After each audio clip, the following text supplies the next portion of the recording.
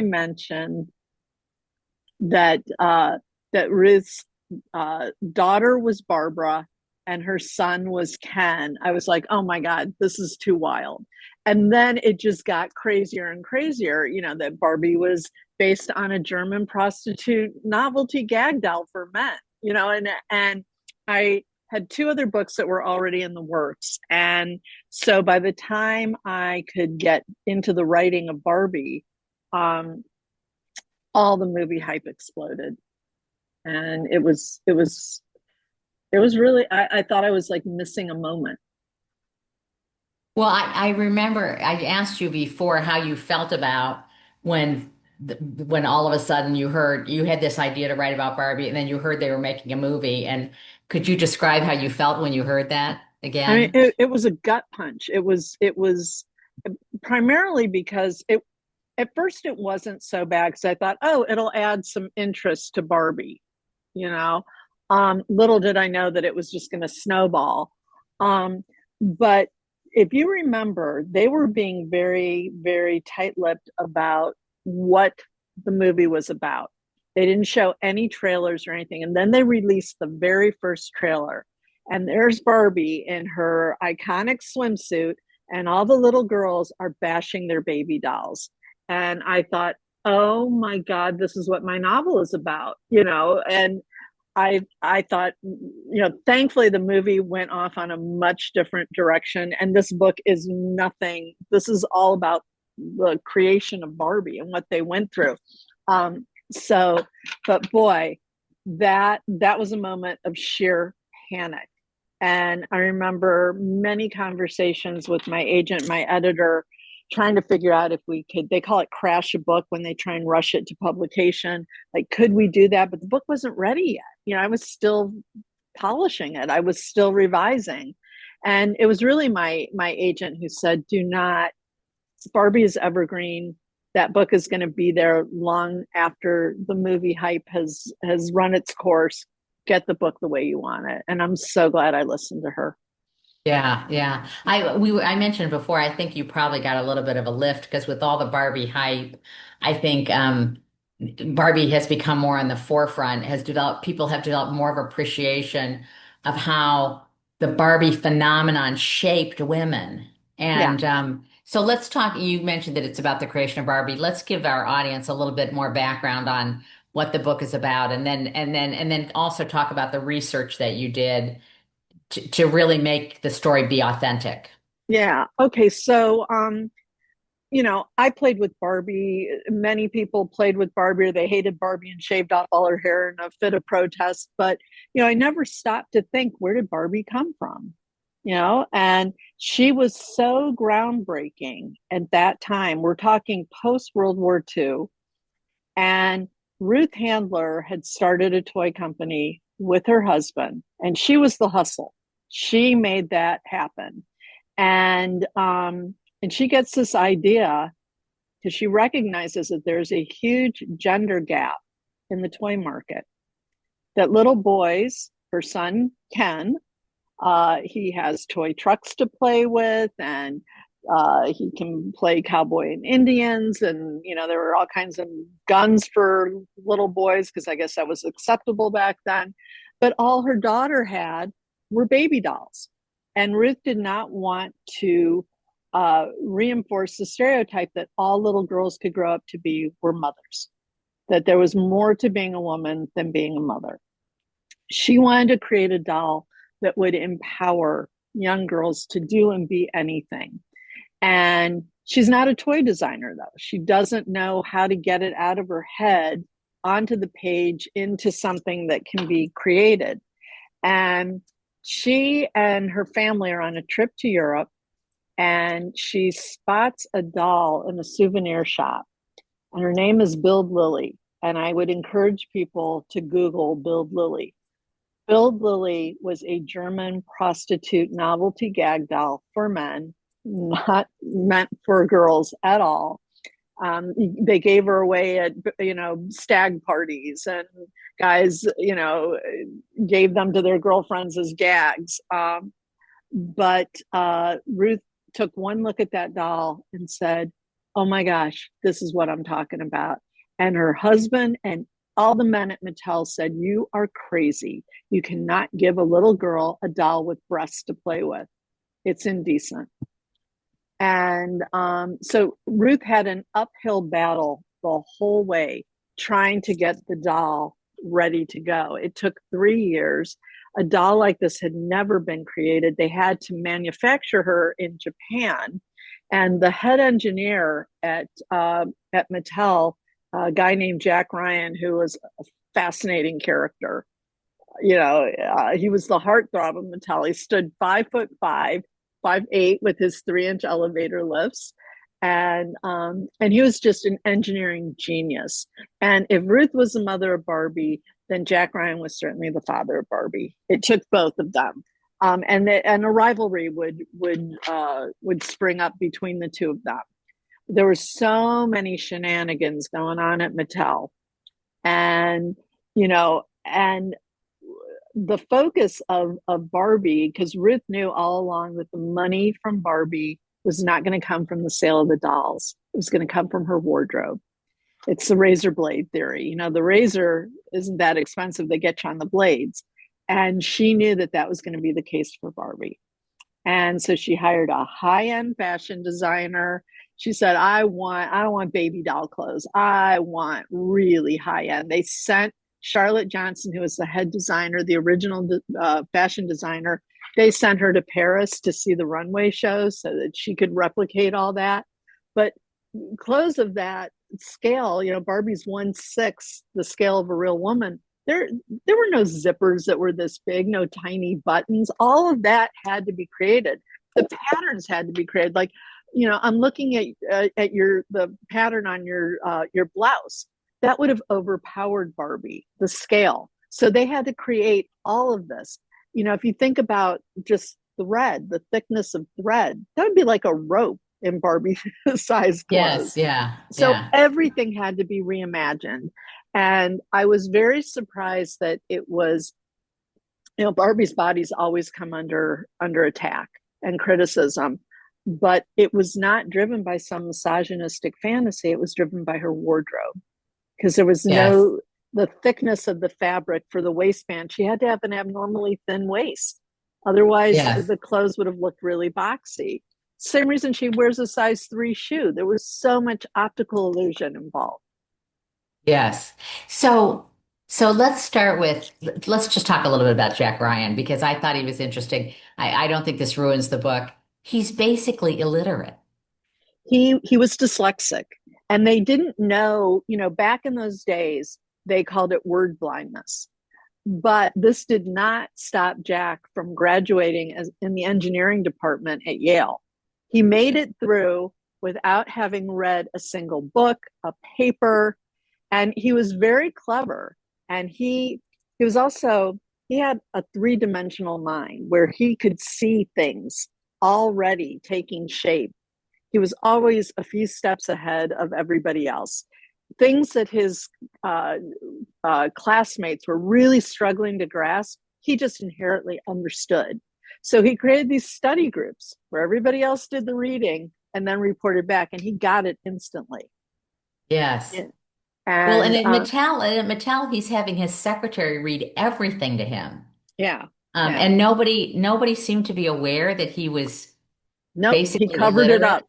He covered it up. It was a great source of shame for him. And he could read a few words on a menu so he would know it was steak, or he could read a road sign. But if you put it all together, a paragraph or a page, all the words just jumbled up. How did you uncover this in your research? Since so many of the people that worked with him are gone now, how did you Yeah. uncover this? Because he kept it a secret. His daughter has a podcast about him. Oh, she So I does. listened to that.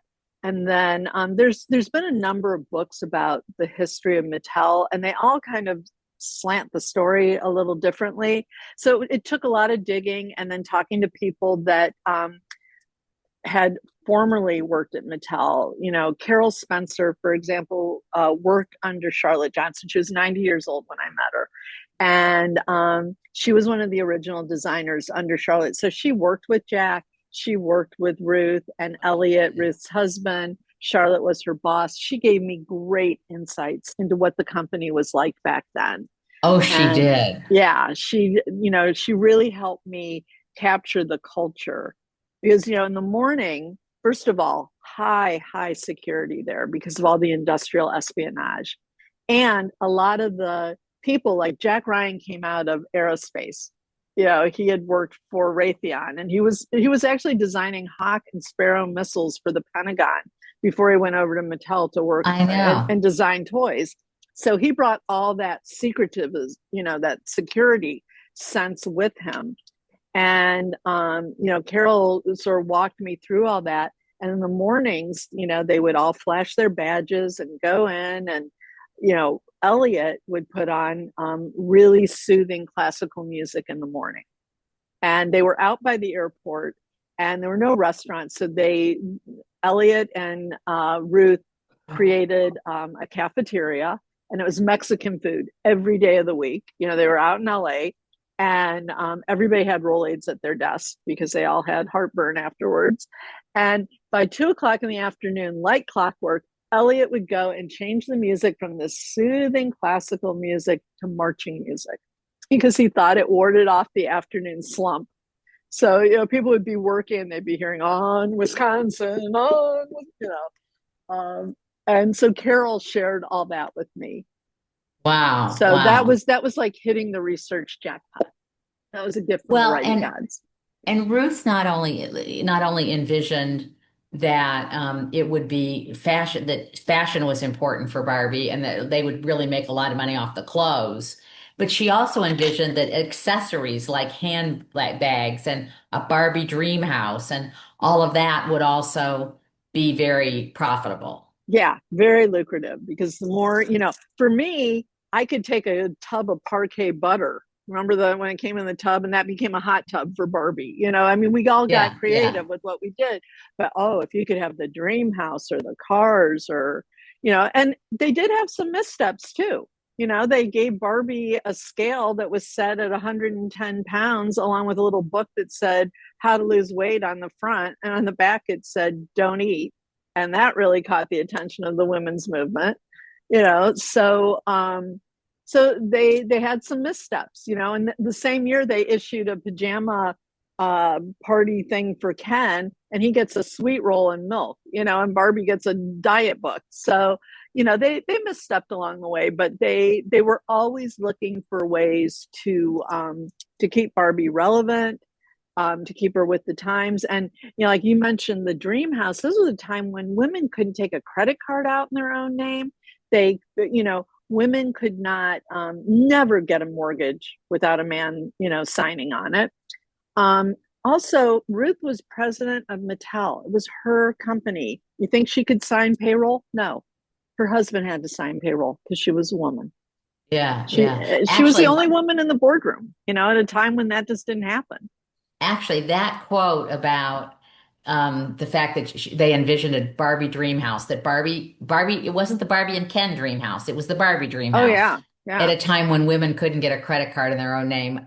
That just stopped me in my tracks yeah, in terms of thinking about how revolutionary her ideas were about how to empower girls. yeah. And she didn't want Barbie to be restricted by the limitations that, we'll call it the patriarchy, was putting on women.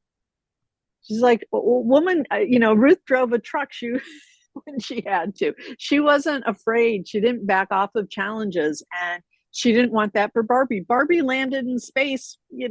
She went to the moon before we did. The United States Yeah, did. yeah, yeah, She was yeah. always sort of ahead. Well, I've heard you, I've seen you on other, videos on YouTube. And one of the comments you made that I thought was really interesting is that you said that you discovered early on that there were three sides to this story. There was Ruth Handler's vision of what happened at Battelle. There was Jack Ryan's perspective on what happened, and there was the truth. Yeah. How did you sort those three very different perspectives, all looking at the same phenomenon? And how did you decide what to include and what not to include? So I think we have to back up just a little because the crux of the problem with the competition between Ruth and Jack was, Ruth had the vision for Barbie. Jack had the know-how of how to take her from Ruth's idea into a reality. And they both had Barbies in their lives. Ruth's daughter was Barbara, nicknamed Barbie.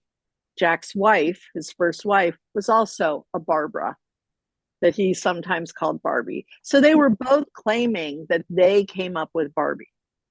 And that sort of started this rivalry that they had. And if you read Ruth's biography, her memoir, um, she basically cuts Jack out of the story completely. She gives him credit for coming up with a patent for a hip joint. And I think she did give him credit for, or co-credit for Hot Wheels, because he also did, Chatty Cathy, Hot Wheels. I mean, a lot of our iconic toys were Jack's. And, Jack had worked a really sweet deal with Mattel. They bring him over from Raytheon, and it's probably, I think, about 1954 at the time. And he asked for the outrageous starting salary of like $20,000. And Ruth and Elliot just about fall out of their chairs. And they're like, wait, we can't pay you that.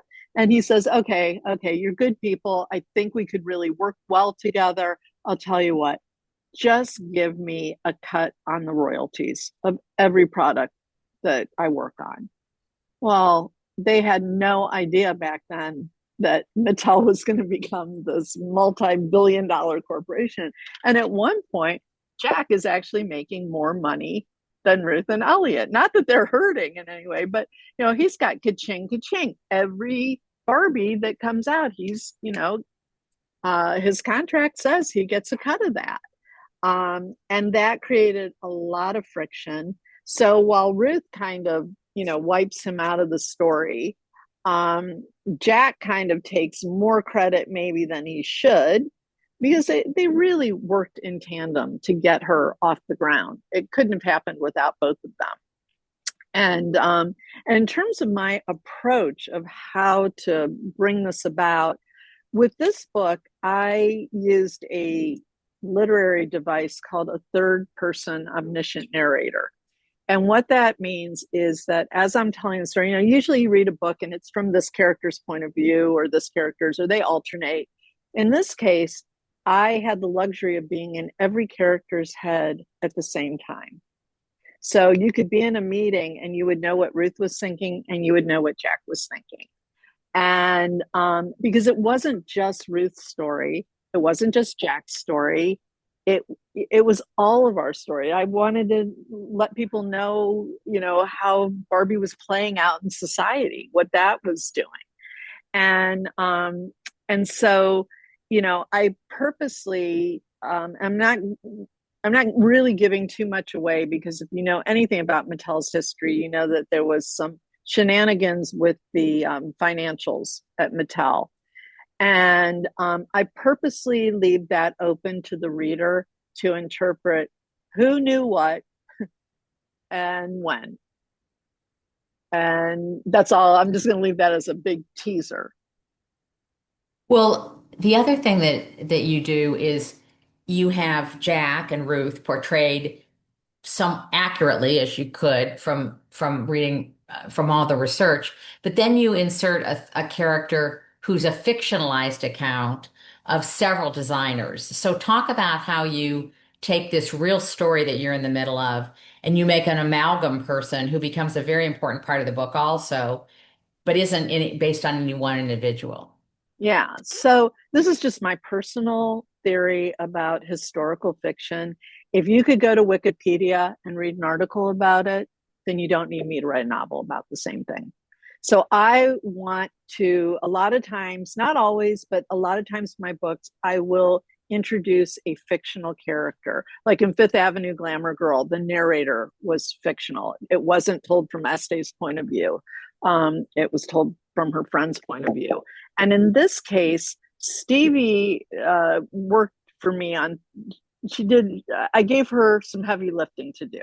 She's a young girl who basically is forced to drop out of fashion school, design school, and her goal is to be a fashion designer.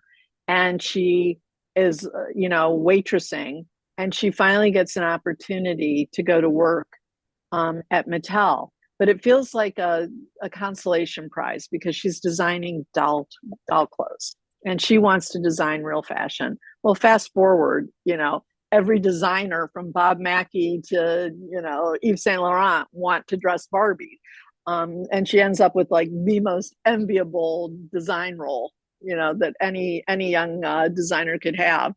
And then, so I wanted to show what Mattel was like to a employee, because it was very different for someone like Stevie versus Ruth or Elliot or Jack or even Charlotte. And I wanted to show the challenges of designing clothes for a 12-inch doll. And I also used Stevie to show the role that and the agitation that Barbie was creating in the world in terms of the women's movement and the conflict that she felt. I'm working on this doll that's being vilified, and is she setting us back or is she moving us forward? So I wanted to reflect the women's movement, which was coming of age right alongside of Barbie. And then lastly, I really needed to show this quality that Jack Ryan had over the women at Mattel, because he had a harem of women. They just loved him. And he both objectified women and admired them greatly. He really appreciated intelligence. He thought women were, in many ways, more capable than any man. And he celebrated them and then objectified them at the same time. And so I wanted to show, Ruth would never have fallen for Jack. Charlotte wouldn't have. And, I wanted to show that he really had a power over these women, and Stevie, I won't say what happens with Stevie, but, we'll just say she was smart. He was charming, though. Yes. Very And charming. and I asked Carol Spencer, I said, what was it about Jack? Because if you Google Jack, not an unattractive man, but at 5'5", not exactly a heartthrob. And yet the women, I mean, he married Zsa Zsa Gabor. That was one I of his know, I wives. know. So and he was this wild party guy. And his parties, would rival Hugh Hefner's at the Playboy Mansion.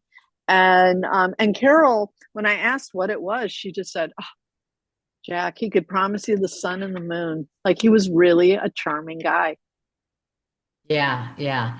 And did it occur to you that you were writing a book that was going to develop people were going to get in completely different camps about whether it was a feminist move to have a Barbie or not? Oh, I knew it was going to, she was a lightning rod. I mean, the movie did so much for Barbie's image. It was a great PR move for Barbie in terms of lifting her up. But I knew that she would be a lightning rod because people either loved her or hated her. People don't seem to be neutral about her. And you went out on a book tour when let's call her Barbie first came out. And what reaction did you get from the audience? What was the reactions that you got? This absolutely stunned me. Everywhere I went, people came dressed in pink. They brought their Barbie dolls. They brought stories with them. And I think also, we're talking last January, it was pretty intense time, still an intense time in this country, but I think it was just a really nice escape for people. They told me, oh my God, it brought back so many memories of their childhood and the nostalgia in it. And it was a place that they could go and sort of get lost in. So the reception it surprised me because I knew I was going to wear some pink. I have more pink in my wardrobe now than I ever have. But I would go and the whole room would be pink, pink, pink, pink, pink. Really, Yeah. really. That must, think of how gratifying that would be to Ruth. Yeah. I mean, that she had created that, um, that women had grown up and developed an appreciation of how much playing with Barbie and the fact that Barbie was, and the fact that Barbie was, um, so much a part of their lives and so much influenced their perspective. Um, I don't know that she envisioned that women would appreciate how much it really made them more feminist, and it made them think about being an Well, astronaut, being a chef, being a school teacher, whatever. yeah. And, Ruth's story kind of goes full circle if you think about it, because, I don't want to give too much away, but Ruth got involved in prosthetic breasts for breast cancer survivors. So she was there for these little girls when they needed boobs to play with to figure out who they were going to be when they grew up. And she was also there with breasts when they needed that before there was reconstructive surgery, or if that just wasn't what somebody wanted. Yeah. And So, so when you started this book, what surprised you the most about what you found out? Because you must have gone in with some perspective. So at what point was there a big surprise that you didn't expect? oh my God, it just kept going. It was that Ruth's children were named, that Barbie and Ken were brother and sister. Big ick factor there. That was Yeah. shocking. That Barbie's DNA is a prostitute, novelty Yes. gag doll. That Barbie flopped initially at Toy Fair. Just the uphill battle that they had. Um, and the intricacies, the difficulties, like they had 3 years of prototypes going back and forth from Japan to the United to California. And the very first round of prototypes, Jack was there and he had a translator, but clearly there was something lost in the language barrier, because the first round of Barbies showed up, all the dolls had Asian features. I sent those back. Yes, The yes, next yes. round that came in, the Barbies had nipples. So, Jack is sawing off the nipples and sending the dolls back. And I mean, they had a hell of a time figuring out the hair. All her hair was hair rooted. Um, what size her hands should be. Charlotte was the mold they fashioned Barbie's hands off of Charlotte's. And Charlotte was the one that said, you can't have her have open fingers. You'll never get the sleeves on over that. So Yeah, that's why yeah, Barbie yeah. has that very, sort of clenched hand, but very feminine, very, the fact of the whole 1/6 scale and why her waist is so abnormally thin. I can't speak for her bust line. She has the equivalent of a 38 bust line. I think that was on Jack. Um, and just what they went through with Ken's anatomy. Oh my God. Just to, the men were willing to sit around all day long and talk about Barbie's bust line. But when it came time to how are we going to design Ken, Ruth and Charlotte were in there, and the guys were like, they didn't want to talk about it.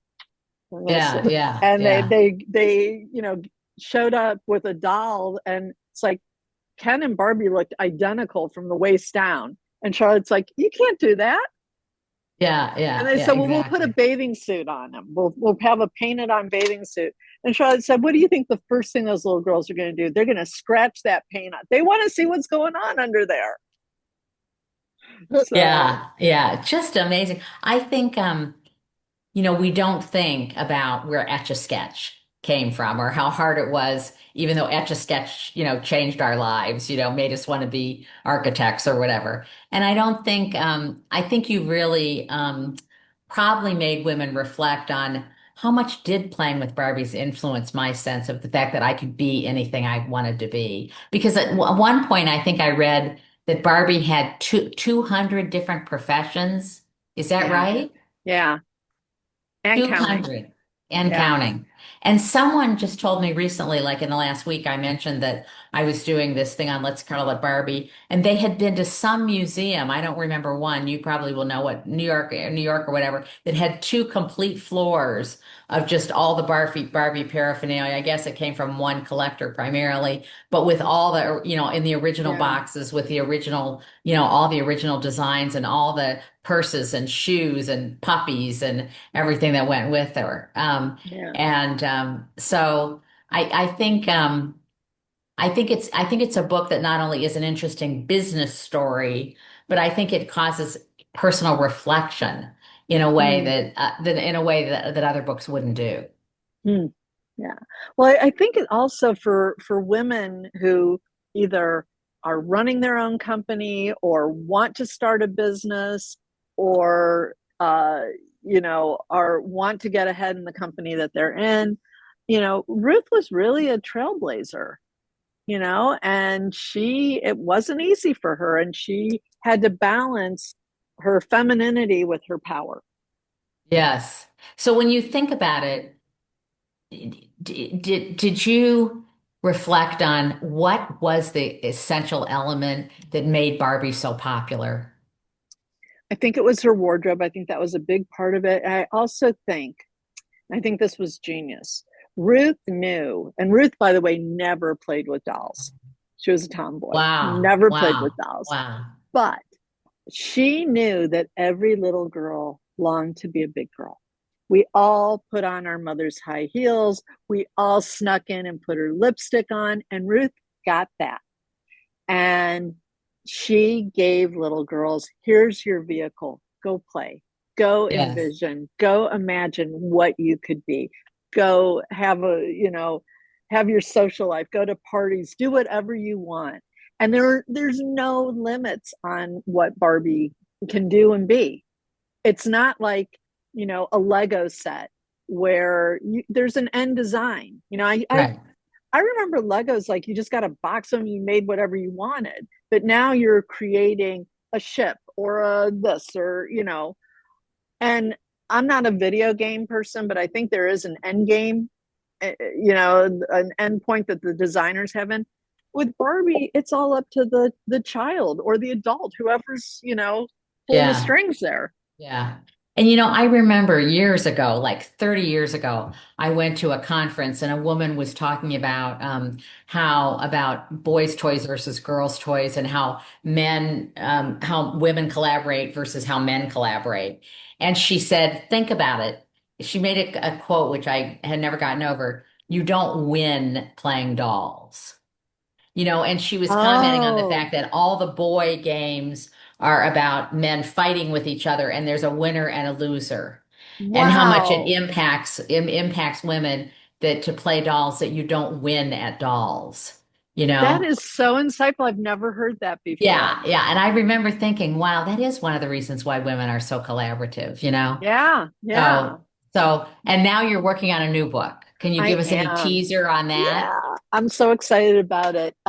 It's called My Generation, and it is the story of a disillusioned housewife who, in August of 1969, accidentally ends up at Woodstock for 3 days. It Oh my changes the gosh. course of her life. Wow. Wow. And so the Woodstock angle is one of the things that got you thinking about that? Well, I had always been sort of fascinated by Woodstock because, first of all, Woodstock was not supposed to happen. It was certainly not supposed to be a free concert. Literally a month before it was, they had acts booked, they had everything ready to go. They lost their site. The townspeople shut it down and said, we don't want a bunch of long haired hippies coming to our town. So they moved it to a place called Bethel. Woodstock actually wasn't in Woodstock, New York, it was in Bethel, and they had a month to do about a year's worth of work. So the stage wasn't finished, the fence wasn't finished, the ticket boxes weren't finished. They were expecting about 50,000. They got 500,000 kids. They didn't have enough porta potties. They didn't have enough food. They didn't have enough water. There was an electrical storm. I mean, it was an accident waiting to happen. And the fact that it was 3 days of peace and love is pretty amazing because everybody took care of their neighbor. Everybody shared. And it's something, peace and love. It's what we need today. So my hope for this book, my editor said, what's your vision? What's your hope? I hope that when people read this book, that they will say, you know what? I'm going to exercise just a little bit of patience with the guy driving too close to me, or the person that cuts me off in the grocery store, or see if I can help this person, and everybody come together because that's what Wow. made Wow. Woodstock work. Wow. Thank you so much, Renee. We'll look forward to that. When will that be coming out? Will it be 2027? Probably spring of 2027 is my guess. Okay. So Well, we look forward to reading that. Thank you so much for joining us. thank you. Thanks for having me back. Thank you. Uh, Bye bye. Bye. So, as we indicated, please let us know if you want to hear from specific authors. We still try to book your favorites. If you love authors, the way you can show that you love them is to buy their books. Please join us on March 12th when Laura Elizabeth will discuss her novel, All Is Now Lost, which is a mystery set in the Low Country. So, Bobby and I wish you Hi. farewell. Thank you. Yeah, that's Bye part of bye. it. Yeah. Bye bye. Thank you. Yeah.